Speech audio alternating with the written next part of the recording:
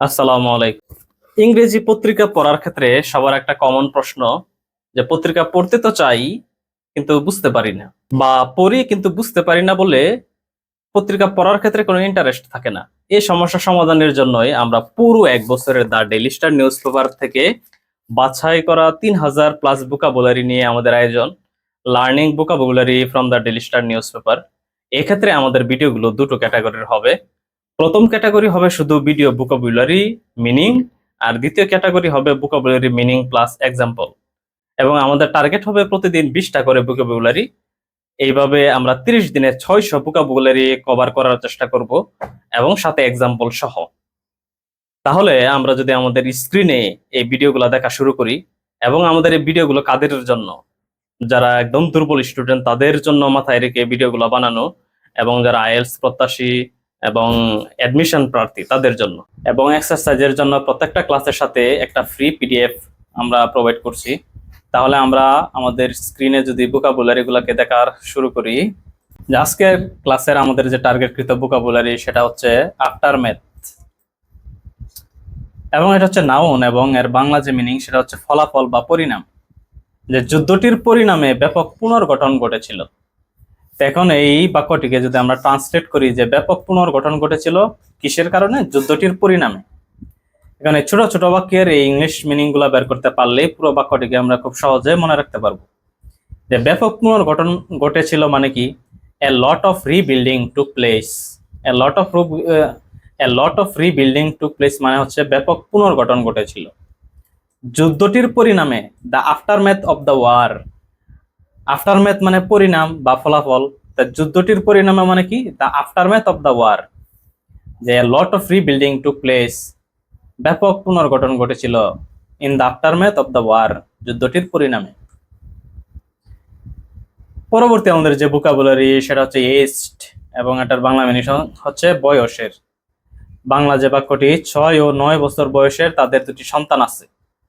তো তাদের দুটি সন্তান আছে এবং 6 ও 9 বছর বয়সের এই ছোট ছোট বাক্যের ইংলিশ মিনিং গুলা বের করতে পারলেই খুব সহজে বাক্যটিকে ট্রান্সলেট করা যাবে। যে তাদের দুটি সন্তান আছে মানে কি? They have two children. 6 ও 9 বছর বয়সের, এজড 6 and 9। যে দে হ্যাভ টু চিলড্রেন, তাদের দুটি সন্তান আছে 6 এবং 9 বছর বয়সের, এজড 6 and 9। পরবর্তী আমাদের যে বাক্যটি ভোকাবুলারি সেটা হচ্ছে এজড, এবং এটা অ্যাডজেক্টিভ। এটার যে বাংলা মিনিং বুড়ো, প্রবীণ, বর্ষিয়ান বা অতিবৃদ্ধ। টার্গেটকৃত বাংলা বাক্যটি হচ্ছে তার 2জন প্রবীণ খালা, ফুপু, চাচি, মাসি আছে। তো 2জন প্রবীণ খালা, ফুপু, চাচি, মাসি, এই ইংলিশটা বের করতে পারলে আমরা খুব সহজেই বাংলা বাক্যটিকে ট্রান্সলেট করতে পারবো। যে টু রেদার এজড আন্টস। যে 2জন প্রবীণ খালা মানে কি? Two rather aged aunts. যে শি হ্যাজ, তার আছে, টু রেদার এজ আন্টস, 2জন প্রবীণ খালা, ফুপু, চাচি বা মাসি। এরপরের যে টার্গেটকৃত ভোকাবুলারি সেটা হচ্ছে অ্যাগ্রাভেট। অ্যাগ্রাভেট মানে হচ্ছে অবনতি ঘটানো, অধিক গুরুতর করা, অধিক মন্দ করা, এবং সিনোনিম হচ্ছে ওয়ার্সেন। যে দূষণ হাঁপানি বাড়াতে পারে। দূষণ হাঁপানি এবং বাড়াতে পারে, এই ছোট ছোট বাক্যের ইংলিশ মিনিং গুলো বের করতে পারলে আমরা বাক্যটিকে খুব সহজে ট্রান্সলেট করতে পারবো। দূষণ মানে পলিউশন, হাঁপানি মানে অ্যাজমা, এবং বাড়াতে পারে মানে কি? ক্যান অ্যাগ্রাভেট, বাড়াতে পারে, ক্যান অ্যাগ্রাভেট।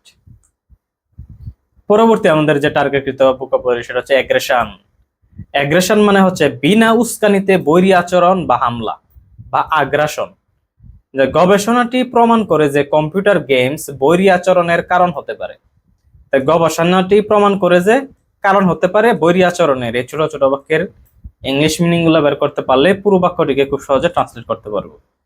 তাহলে গবেষণাটি প্রমাণ কি করে? যে দা রিসার্চ শোজ দ্যাট, গবেষণাটি প্রমাণ করে যে কারণ হতে পারে, ইংলিশ কি? মে কজ, বৈরী আচরণের, অ্যাগ্রেশন। যেহেতু আমরা এই এখানে অ্যাগ্রেশন জানছিলাম কি? বিনা উস্কানিতে বৈরী আচরণ। তা দা রিসার্চ শোজ দ্যাট, গবেষণাপত্রটি প্রমাণ করে যে কম্পিউটার গেমস মে কজ, কারণ হতে পারে, অ্যাগ্রেশন, বৈরী আচরণের। পরবর্তী আমাদের যে ভোকাবুলারি সেটা হচ্ছে অ্যাগ্রেসিভ। অ্যাগ্রেসিভ মানে আগ্রাসী, আক্রমণাত্মক, হামলাবাজ, কলহপরায়ণ। যে যখন সে মাতাল থাকে তখন সে আগ্রাসী হয়ে ওঠে।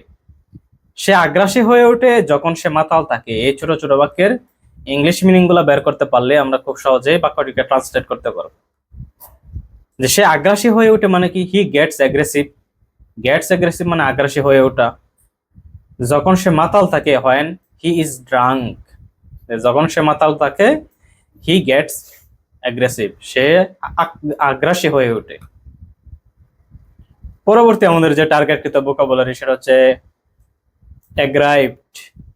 অ্যাগ্রাইভড মানে হচ্ছে অন্যায় ব্যবহারে ক্ষুব্ধ। যে একজন ক্ষুব্ধ খরিদ্দার অভিযোগ করেছিলেন যে বইটি তিনি কয়েক সপ্তাহ আগে অর্ডার করেছিলেন এখনো পাননি। বিশাল একটি বাক্য এবং ট্রান্সলেট করা খুবই কঠিন লাগতে পারে আমাদের কাছে।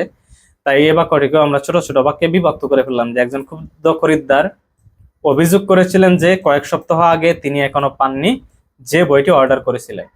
তো একজন ক্ষুব্ধ খরিদ্দার মানে কি, অন অ্যাগ্রাইভড কাস্টমার অভিযোগ করেছিলেন যে, কমপ্লেন দ্যাট কয়েক সপ্তাহ আগে মানে কি সেভারাল উইকস এগো, তিনি এখনো পাননি। He still had not received, তিনি এখনো পাননি যে বইটি অর্ডার করেছিলেন, the book that he ordered. তো এখন এই পুরো বাক্যটিকে সাজাইতে পারলেই এই এত বিশাল বড় বাক্যটি আমরা খুব সহজে ট্রান্সলেট করতে পারবো। যে অন অ্যাগ্রাভেড কাস্টমার, একজন ক্ষুব্ধ খরিদ্দার, কমপ্লেন দ্যাট অভিযোগ করেছিলেন যে, he still had not received the book, যে সে এখনো সেই বইটা পায় নাই। দ্যাট হি অর্ডার, যেটা সে অর্ডার করেছিল সেভারাল উইকস এগো, কয়েক সপ্তাহ আগে। পরবর্তী আমাদের যে ভোকাবুলারি সেটা হচ্ছে এজিটেশন। এজিটেশন মানে হচ্ছে আন্দোলন। সামাজিক পুনর্গঠনের জন্য ব্যাপক বিস্তৃত আন্দোলনটি ব্যর্থ হয়েছে। তাই সামাজিক পুনর্গঠনের জন্য ব্যাপক বিস্তৃত আন্দোলনটি ব্যর্থ হয়েছে। এই বাক্যের ইংলিশ মিনিং গুলো বের করতে পারলেই আমরা খুব সহজে বাক্যটিকে ট্রান্সলেট করতে পারবো। যে সামাজিক পুনর্গঠনের জন্য মানে কি, ফর সোশ্যাল রিফর্ম, ব্যাপক বিস্তৃত আন্দোলনটি মানে দ্য ওয়াইড স্প্রেড এজিটেশন। যেহেতু এজিটেশন মানে আন্দোলন, আমরা সারা জীবন জেনে আসছি কি যে মুভমেন্ট মানে আন্দোলন। তাই এখানে এই যে এজিটেশন, এটা ডেইলি স্টারে কিন্তু এজিটেশন দিয়েও আপনার আন্দোলন বোঝায়। এবং ব্যর্থ হয়েছে মানে কি, হ্যাজ ফেইলড।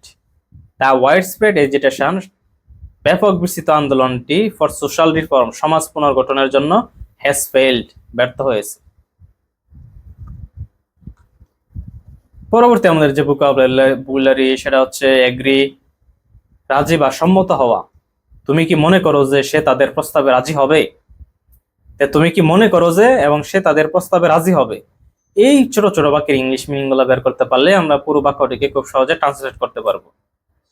তুমি কি মনে করো যে, ডু ইউ থিঙ্ক দ্যাট, সে তাদের প্রস্তাবে রাজি হবে মানে কি, he will agree to their proposal. যে he will agree to their proposal মানে কি, সে তাদের প্রস্তাবে রাজি হবে। তুমি কি মনে করো, ডু ইউ থিঙ্ক দ্যাট। তাহলে ডু ইউ থিঙ্ক দ্যাট, তুমি কি মনে করো যে, he will agree to their proposal, সে তাদের প্রস্তাবে রাজি হবে। এবং সর্বশেষ আমাদের যে ভোকাবুলারি সেটাও এগ্রি নিয়ে, এবং একমত হওয়া বা সম্মত হওয়া। পরিবর্তনের প্রয়োজনের ব্যাপারে সে তাদের সাথে একমত হয়েছিল। যে সে তাদের সাথে একমত হয়েছিল এবং পরিবর্তনের প্রয়োজনের ব্যাপারে ছোট ছোট বাক্যের ইংলিশ মিনিং গুলো বের করতে পারলেই ভোকাবুলারি সহ একদম English, Bangla to English translate দুটোই আমরা খুব সহজে করতে পারবো। যে সে তাদের সাথে একমত হয়েছিল মানে কি, হি এগ্রিড উইথ দেম। পরিবর্তনের প্রয়োজনের ব্যাপারে, about the need for change. About the need for change মানে কি, পরিবর্তনের প্রয়োজনের ব্যাপারে। যে হি এগ্রিড উইথ দেম, সে তাদের সাথে রাজি হয়েছিল, about the need for change, পরিবর্তনের প্রয়োজনের ব্যাপারে।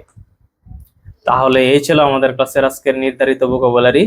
আমরা নিয়মিত এভাবেই ভোকাবুলারি গুলাকে কন্টিনিউ করব। আসসালামু আলাইকুম।